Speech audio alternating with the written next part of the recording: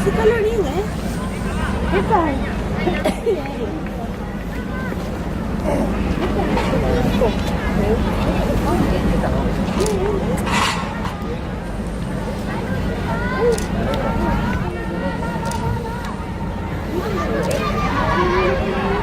Hay sitios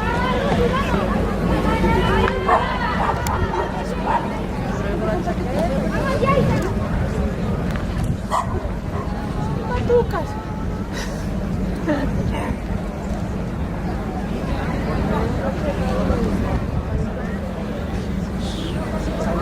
Oye, ayer estuve un poquitín, pero me puse ahí, lo que pasa es que ya no hacía eso. Abajo, abajo.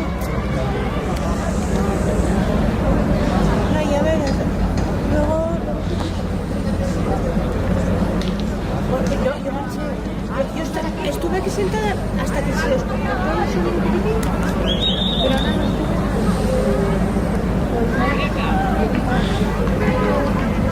Estuve en el Maradona, porque llegué, me dijo, estoy aquí y estaba dando el sol, yo nada.